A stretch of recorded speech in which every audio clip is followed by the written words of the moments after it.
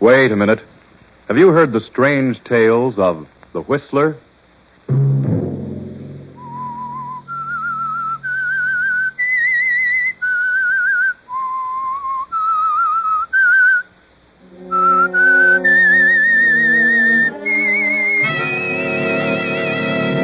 I'm the Whistler.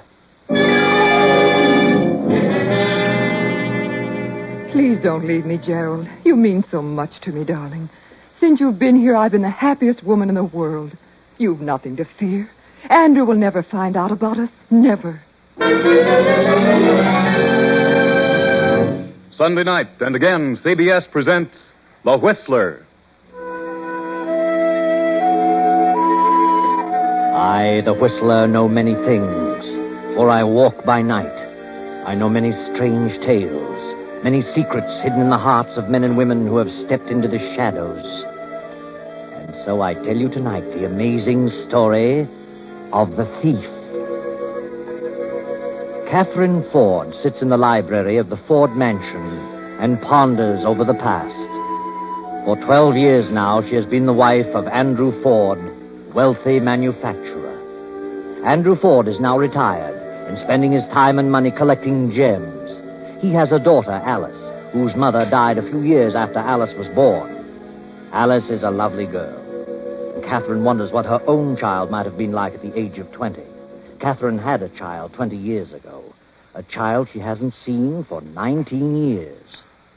She never told us. Hello? This, Mrs. Ford? Yes? Like to have a talk with you, Mrs. Ford. What about? I have some information that might interest you. Information? My name is Harry Jones. If you want to see me, come here to my home. Well, I could, but I'd rather you come to my place. My address is 217 East 20th Street, apartment 110. What's this about? I'll tell you when you get here. I have some good news for you. I'll not come till I know what your business is. Oh, this is no kidnapping trick. I've really got some news for you, interesting news. What about? About George Watson. George? Very well. I'll come right now. The address again? Apartment 110, 217 East 20th Street.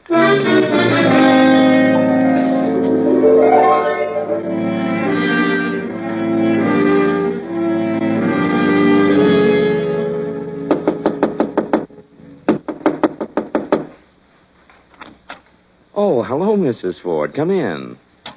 Well, what do you want, Mr. Jones? Recognize me, Mrs. Ford? Well, your face is certainly familiar, but I... Well, don't I look a little like George Watson? Yes, you do. You do resemble George Watson. Well, I ought to. I'm his brother. His brother, Harry. What? His brother? Yes. Don't you believe me? Where is George? Don't you know where he is, Mrs. Ford? Well, I imagined he was dead. Dead? Of course, after 7 years, You imagined it, but you weren't sure. No. Do you know where he is? I've got a pretty good idea, but he isn't dead. I was only 17 when I married George. I didn't know he was a safecracker till after the baby was born, and he took the baby and disappeared. Then I learned he'd killed an officer in a robbery in Kansas City. I tried to locate him, but he'd gotten away. Yes, well, Mrs. Ford, this doesn't really concern George. What about the baby? What do you know of him? You're married again, aren't you? To a millionaire? Yes, I've been married 12 years. Oh, by the way, did you ever get a divorce from George? No, I hadn't heard of him, and after 7 years, a man is supposed to be dead. Did you get a court decision on that? No.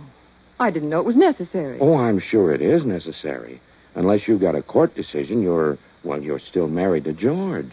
You'd better look into the matter. How long since you've seen George? Well, it's been a long time. But I'm sure he's alive. After he left you, he came to my place with the baby. He stayed with us for a while, and then he pulled this bank job and had to disappear. I heard from him a few times, but I haven't seen him. Where's my son? About a year ago, I found out who you were. Now, well, things have been kind of tough for me lately, so I thought I'd get in touch with you and see if you couldn't do something for me. I've not been able to work for some time. I had an accident over a year ago. Where is my son? Oh, he's here, Mrs. Ford. Oh, may I see him? Oh, yes. That's why I asked you to come here. Do you call him Gerald? Yes, call him Jerry for short. Oh, he knows I'm his uncle. I've told him that his father is dead and that someday I'll find his mother, but now I've spent considerable money on Jerry, and, well, now that I've found you, I thought you might like to take him over and sort of reimburse me a bit. Oh, of course, I'd be glad to. How much do you want? Well, George sent us very little, so I'd say 18 years at $400 a year would be to $7,200. Would that be all right? $7,200? Well, I don't think I could get that sum all in a lump. I could certainly use it. I'm way in debt, doctors and so forth. But I could pay you as time goes on. All right. By the way, does your husband know about your marriage and your son? No, I've never told him. I can give you $1,000 now. Oh, all right. Of course, I'll expect you to take him off my hands now. I've told him all about this. I understand. But if I do take him to my place, how will I explain to my husband? Oh, I've got that all figured out, and I've told Jerry about it. He understands. You tell your husband that your nephew is arriving in town, and he's going to live with you, and later on you can make your own plans. Very well. Oh, may I use this pen? I'll write a check. Oh, yes. You should be grateful for this. You can give your son the things that he deserves. Very well. He'll be my nephew, George Watson. I'll pick him up here tomorrow.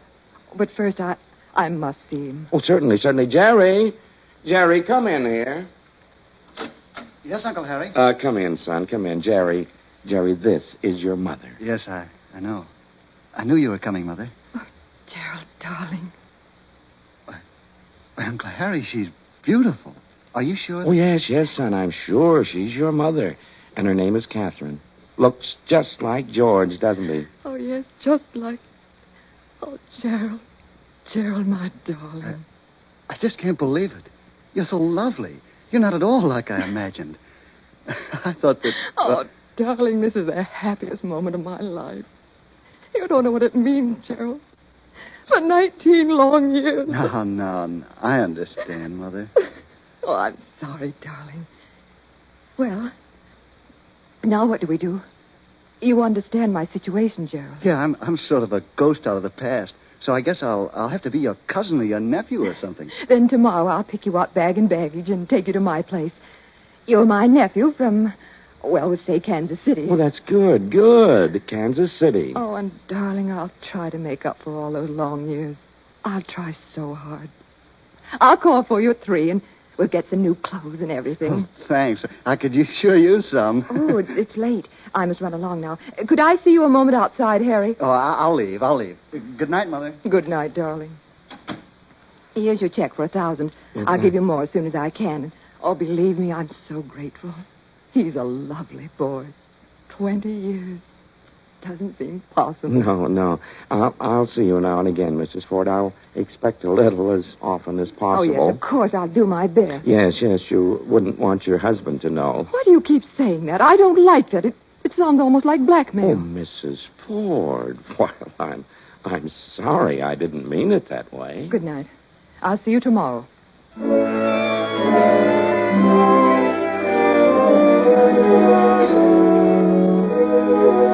Andrew Ford, Catherine's husband, sits in his library with his secretary, Paul Blake, discussing the recent purchase of a gem collection. Paul, a young man of 25, is in love with Andrew Ford's daughter, Alice.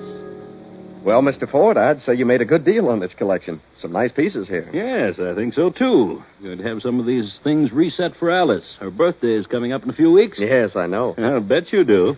I'd like to give this bracelet to Catherine, but she won't wear a speck of jewelry. It's strange, isn't it? Most women can't have enough, and they're always wanting more. Catherine is certainly different in that respect. Well, maybe someday I'll come across something she'll like. Well, better put these in the safe, Paul. Yes, sir. Oh, by the way, this is the first of the month. Did you have the combination of the safe changed? No, they phoned that they'd have to postpone it for a few days, and maybe wouldn't get around till next month. Oh, what's the reason for that? Short of help, they said. Well, I suppose it'll have to be all right. It was changed just 30 days ago, and you and I are the only ones who have it. Yes, and I'd suggest, if I may, that you keep your copy of the numbers on your person. Oh, what do you mean? Well, do you know where your copy is? Why, yes, of course. Now, what did I do with that? Here it is. I found it in the corner of the desk blotter. It's obviously a combination. Anyone would know that. Well, that is stupid of me. Why don't you memorize it and destroy it? Oh, I've tried, but we change them so often I get all mixed up. I'll try to hang on to it. There are too many servants about, and too many new ones coming and going. That's true. Well, I'll just be more careful in the future. You don't suppose anyone saw this car? I hope not. I wish we could get it changed at once. Well, I've done my best, but I'll keep after them. Yes, do that, Paul. I'd feel better about it. Hello, am I intruding? Yes, you are, Alice. But I suppose there's nothing to be done about it. Oh, that's a fine thing to say. Put them away, Paul. What have you got there? None of your business. Oh, something new? Something you picked up at an auction? Never mind. Oh, let me see. Put them away, Paul. She'll have them all on in 5 minutes and try to talk me out of them. Yes, sir. Sorry, Alice. Well, all locked up. Well, I'll run along. Soon be time for dinner. Oh, by the way, we having any guests this evening? Just one. Really? Who is it? Oh, I don't know. Catherine says it's a surprise. Well, I wonder who it is. I can't imagine. Well, I'll see you both later. Yes, sir. What has Father bought now? Some more trinkets? Yes, a nice collection. You're very lovely tonight, Alice. Am I? Thank you. Show me what he got. Oh, I can't do that. He wouldn't like it. All right, I can wait if you're going to be mean. Alice, why don't you let me speak to your father? What about? Why, about us, you and me. Go ahead, speak to him. But I can't do that without your consent. You know I love you, but I can't ask him till you say the word. What word? What word? Well, that you'll marry me if your father gives his consent. You do love me, Alice. Paul, I don't know anyone I like better, but... But what? Well, I'm just not ready to get married yet. Lots of girls get married before they're 20. But anyway, I'll keep on asking you. You mind? No, not at all. I just want to be sure. Oh, hello, Alice.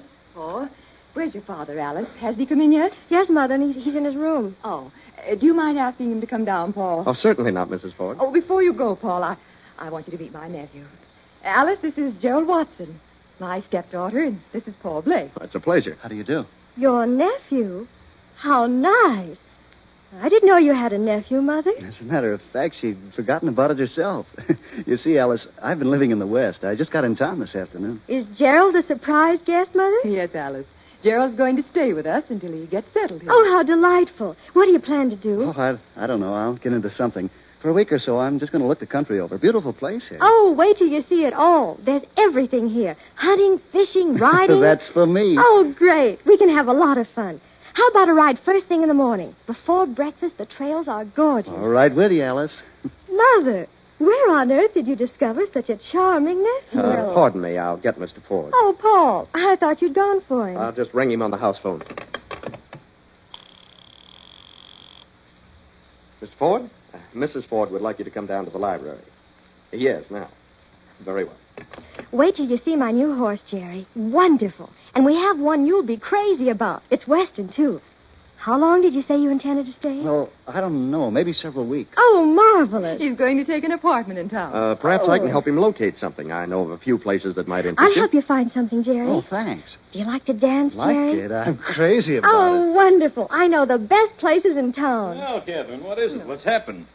Oh, who's this? The surprise guest? Yes, Andrew. Just off the train. This is my nephew, Gerald Watson. Glad to know you, Mr. Ford. Nephew? Well, I'm glad to know you, Sam. He's my sister's son. Sister? Well, I didn't even... Yes, I had a sister. I lost track of her. You know how it is when families get separated. Well, you're quite welcome here, Gerald. Thank you. Just on a visit, or are you planning to settle here? Oh, he's going to settle here. Aren't you, Jerry? He's going to get into something. Well, maybe you could help him, Father. Yes, perhaps I could. You'd better finish dressing, Andrew. Dinner will be ready in a few minutes. Oh, of course. Will you excuse me? I'll be down in a moment. I won't be 5 minutes. Come along, Jerry. I'll show you to the guest room. Do you like a sunny room in the morning? I know just the one. You'll love it. Anything you say, Alice, will delight me. You say your nephew is just in from the West, Mrs. Ford? Yes, Paul. Why? Oh, nothing. I just asked. Charming fellow.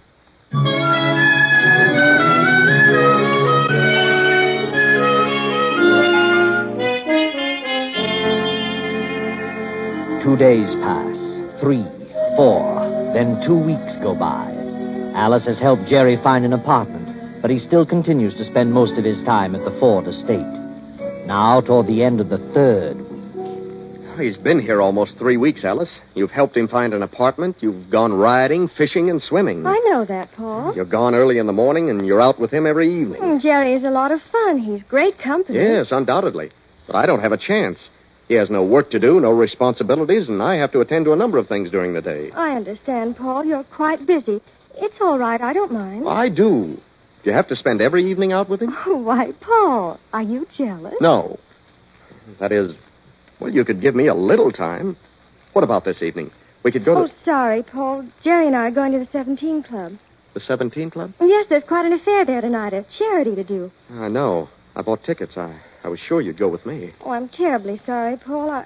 I'd love to, but I've already promised Jerry. Alice, just what is it about Jerry that's so attractive? Well, I don't know. I like you very much, too, Paul. I mean that. But with Jerry, I don't know. It's different, is that it? Oh, Paul, you're always absorbed in your work. You and Father are forever poring over those collections. You never ride, never play golf, no swimming. You're such a serious sort of person. It makes me sad. Well, I have certain responsibilities. What can I do? Run out on your father? Well, that's up to you, Paul. Oh, is it? I can take my choice, huh? Yes, Paul. You know, you're an awful stick in the mud. Very well, Alice. I'll take my choice. But I thought I meant more to you than this. You understand my position. There's nothing I can do about it. I'm sorry I brought the matter up. Good night. Good night, Paul. I hope you have a pleasant evening.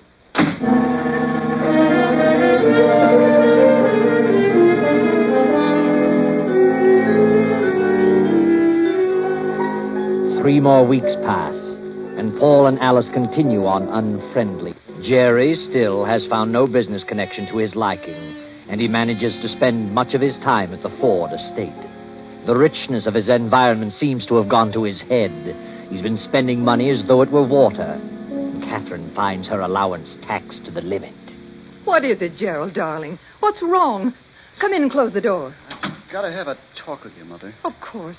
Are you ill? No, not exactly. Well, Gerald, what is it? Tell me. I've got to have some money. Right away. Money? But, darling, I've given you every cent I can for the present. And I've had to give your Uncle Harry quite a sum. I've got to have some money. But please be reasonable, Gerald. I'll let you have some as soon as I get it. When? In a week or so. The 15th. I've overdrawn my account now. You've just got to cut down, Gerald. I know. And that's the trouble. I tried to make things easier for you. I tried to make some quick money. What? You've been gambling, is that it? Yes, I was sure I could make enough to meet my own expenses, but, well, the breaks were all against me. Jerry, why did you do it? Why? I told you why. It's a place Uncle Harry knew about. When was this? Over a week ago. It's a tough outfit, and now they're making it hot for me. Threatening me if I don't pay by tomorrow noon. Threatening you? Did you write a check? No, I'm not that crazy. Well, then how can they threaten you? Jerry, you mean they threatened your life? Yes. This gambler that I owe it to knows who I am. What? You mean he knows you're my son? No, I mean he thinks I'm your nephew. Oh. So he figures I can get the money if I really have to. Oh, he's bluffing you. Tell him you'll have the money in 2 weeks. How much is it? $4,000. $4,000? Are you out of your mind? Oh, I know it sounds crazy, Mother, but, well, I just got in deeper and deeper. $4,000? Oh, good heavens. I couldn't give you that much in less than 2 months. You've got to. He'll have me taken for a ride. I know him. $4,000. Well, how could I explain it to Andrew? Do you want me to be killed? How much time have you? He said tomorrow noon. But I can't possibly do that. Maybe he'll take some jewels as security. I have no jewels. I never wear jewels. The safe is filled with jewels. Filled with them. Doing nobody any good. That's ridiculous. Besides, I don't know the combination. Oh, Gerald, I don't know what to do. Well, I guess I'll just have to take the consequences. I'm stuck. Well, try to stall him. At least you can try. If he doesn't accept that, then I'll have to go to Andrew. Yeah, Andrew. He couldn't spend all his money if he tried. Okay. I'll see what I can do, but I don't think it'll work. Good night, Mother.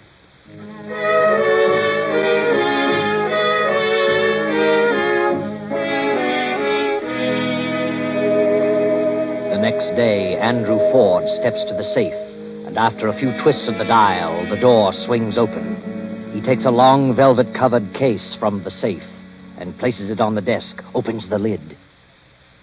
Great Scott. Bracelet, emerald ring. Paul, come here. What is it, Mr. Ford? What's wrong? Look in that case. The diamond bracelet is gone. Yes, and the emerald. And several other smaller pieces. Well, how do you like that? 5 pieces gone. Is the combination set? Of course. can't understand this. Well, why do you suppose the other pieces were left? I wonder. Oh, only you and I know the combination. That's right, Paul. And you certainly wouldn't steal your own jewels. No. Well, that sort of puts me in a very embarrassing position. Unless... Unless what? The card you left on your desk bearing the numbers. Do you suppose, well, that someone in the household did see that? You mean Alice or Catherine? Why, that's ridiculous. Jerry wouldn't know because I found the card before he came here. Of course, one of the servants might have recognized the numbers as being a combination. Perhaps that's it. Well, it certainly wasn't forced. There's not a scratch on the door. Then someone knew the combination or was experienced in juggling tumblers by sound. I'd better call the police. No, not just yet. But I want this cleared up. I didn't take them, and since I'm the only other person who was supposed to have the combination, I'm in a tough spot. Yes, you are indeed, Paul. But whoever took these things must be planning to dispose of them. Why? They've taken only the pieces that would be the easiest to dispose of. Not one stone would have to be cut. Well, then, why not have the police keep a watch on the pawn shops and the fences? Oh, all right. You attend to it. I don't suspect you, Paul, but the police will. And for the sake of your future, this will have to be cleared up. I understand that. I'll give a description to the robbery detail at once. In the meantime, I'll check all doors and windows to see if there's any evidence of the thief having forced an entrance. No. Don't phone, Paul. There are too many extensions on this line. Oh, very well. I'll be back as soon as possible.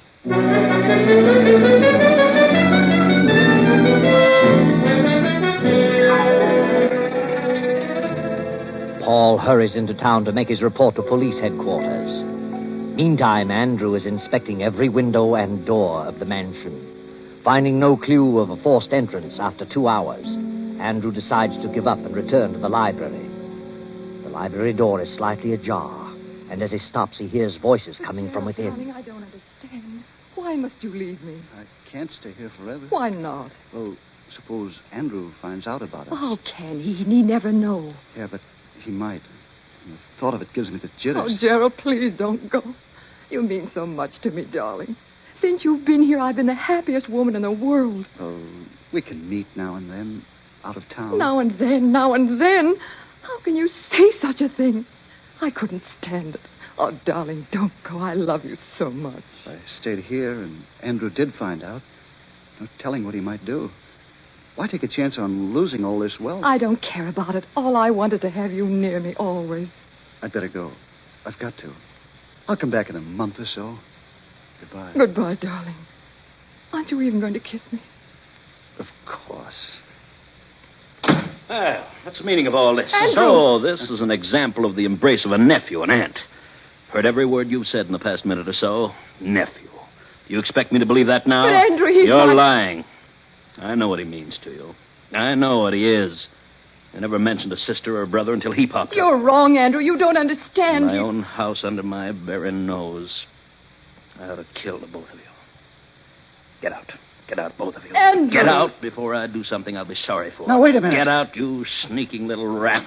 Mr. Ford, we got them. This is Captain Ellison. They caught this man here trying to sell the bracelet. Who is this man, Captain? Name's Harry Watson. Where did you get this bracelet? Why, a fellow gave it to me for a gambling debt. Gave it to you? I don't believe that. You were in with one of the servants here. Someone let you in and gave you the combination of that safe. That's crazy. Oh? Then you must have juggled the tumblers. There wasn't a mark on the door, not a scratch. I tell you, a fellow gave me this bracelet. If you want to save your neck, you better start talking. Who was this fellow? That bracelet is stolen property. That means 10 years unless you talk. I didn't know it was stolen. Where's the rest of it? Ask him. He gave it to me. Gerald, oh, good heavens. He's lying. Where would I get it? He gave it to me to pay off a debt. I don't know where he got it from. Maybe somebody gave it to him. So you're a thief as well, Gerald. Where did you get that combination? Now, wait. Gerald didn't have the combination. He didn't have the jewels. I took them. What? Why? This man, Watson, is lying. I gave the jewels to Watson myself. For what reason? To keep his mouth shut. That's a lie. He was blackmailing me. He knew something about me that I didn't care to have known. He called me to his home. I've been paying him ever since. I ran out of money, so when I learned the combination, I gave him some of the smaller jewels. That's where he got him. Gerald had nothing to do with it. I didn't blackmail him. I can prove it by a canceled check. What did he know about you, Catherine? Well... Did he really know something? Or are you just trying to protect this man, Gerald? I took them. I tell you, what else matters? Catherine, I don't believe you. I paid Harry Watson because he found out that Gerald was my son. What? Your son? Yes. When I was a kid, I married George Watson, Harry's brother. Shortly after Gerald was born, I found out that George was a crook. He almost got caught in a vault robbery. He ran out of town and took the baby with him, left Gerald with his brother Harry, and I never heard about either of them again. I knew nothing of Harry until he called me. He says George is still around, but I thought that after 7 years, a man is legally dead. He said, I'm not really married to you unless the court gave that decision. I didn't know that. Well, Watson, she has the check. You're stuck with blackmail. She's lying. I never mentioned blackmail. I never threatened her. And what's more, I didn't even say Jerry was her son. You did? I told her Jerry was her nephew. I asked her to help the kid out, give him a chance to do something. I've never done much for him, and I was too old to do much now. Why, you said you raised him. I was even paying you for that. I did raise him, but I didn't say that he was your son because he isn't. He's my son. I can prove it. Your son died a year after George left him with us. I can prove that. You're just trying to railroad me. You took those jewels and gave them to Jerry. Wait a minute. You opened that safe, Catherine? Yes. Then prove it. Step over there and open it now. Open it? Yes, open it. You see? You can't. No. And where did you get that combination, Jerry? I didn't have the combination. She did give them to me. And as far as I can see, all three of you are stuck. Oh, no, Captain. Jerry and Harry Watson are stuck, but not Catherine. Because Jerry can't prove he didn't know the combination, and Catherine can't prove she did.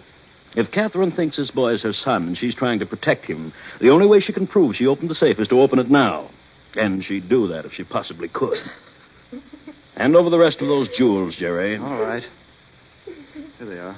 I'm telling the truth about Jerry. Yes? Maybe you are now. But if Catherine was willing to sacrifice herself for this boy, then you must have convinced her that he was her son. You can take them away, Captain. I'll prefer charges in the morning. Yes, sir. Come on. Oh, by the way, Watson, I'd like to talk with your brother George. Well, George was killed by the police in Kansas City 3 weeks after his baby died. Oh? You see, Catherine, you've just been the victim of a couple of clever schemers.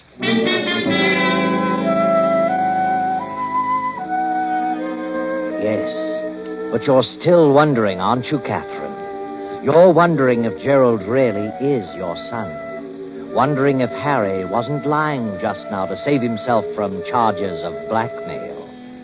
But don't worry anymore. Harry is telling the truth.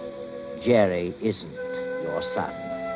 Your son and his father were both dead many long years ago. But there's one thing you'd all like to know. How did Jerry get that combination? Well, Jerry had an eye on that safe, and he worked with it several times. Now, Paul knew this and deliberately left it unlocked one night, knowing that Jerry would keep trying to open it. And he did. Then Paul put the police on Jerry's trail, and they followed through till Harry Watson tried to peddle the bracelet. Paul didn't do a thing, just forgot to lock the safe. Very simple.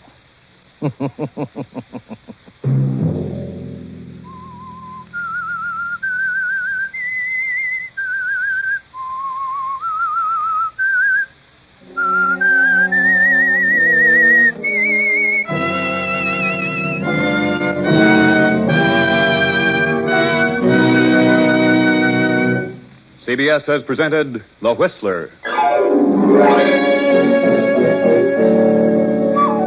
Original music for this production was composed and conducted by Wilbur Hatch. The Whistler is written and directed by J. Donald Wilson and originates from Columbia Square in Hollywood. Next Sunday night at 8:30. I, the Whistler, will return to tell you another unusual tale. Good night. This is the Columbia Broadcasting System.